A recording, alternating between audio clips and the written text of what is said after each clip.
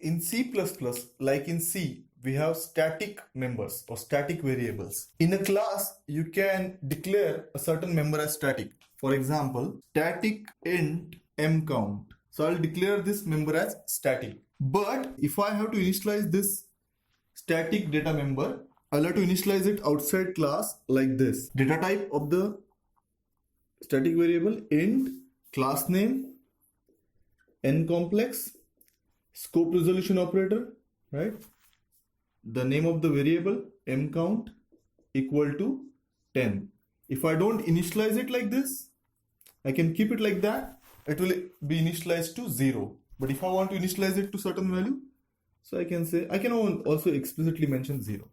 So if you want to declare a static data member, you have to initialize it outside the class using scope resolution operator. Now, what is the difference between normal data member and static data member? Static data member is called as class level attribute. What do you understand by class level attribute? It means that if it's public, right now it's private, right? If it's public, then you can access this data member using class name. So you can simply access this data member using syntax like this.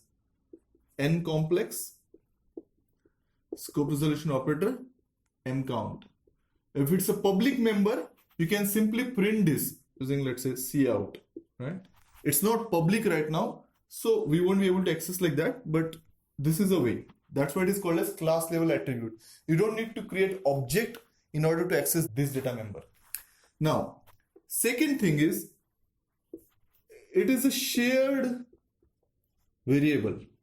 That means all the objects that you will create for nComplex class will have their own copy of these normal data members, right? As we saw.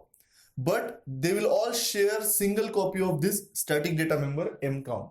So when you declare certain data member as static, it is stored in data section, right? We have initialized it to 0, right? So this is our mcount.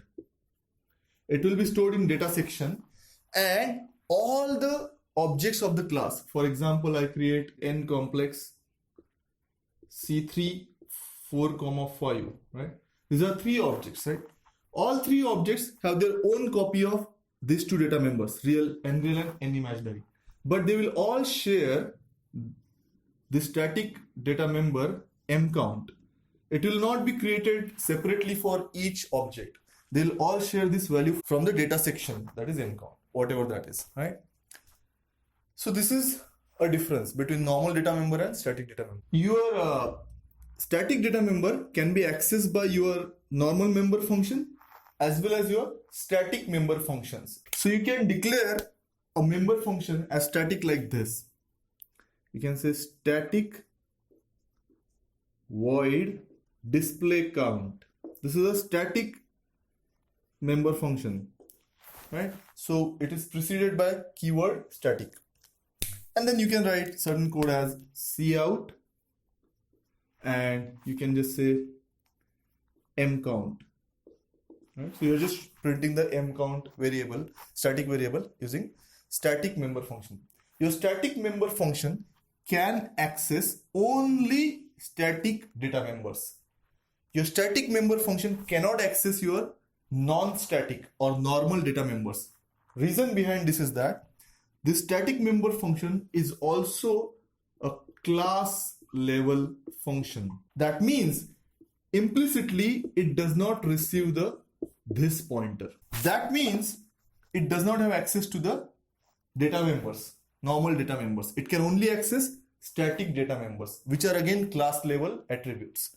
How do you invoke this function? So you have to invoke this function. You have to call this function like this. Class name, scope resolution operator, function name, right? Static member function and static data members. The one thing you have to remember is that they are class level attributes and class level function. They are not object level, right?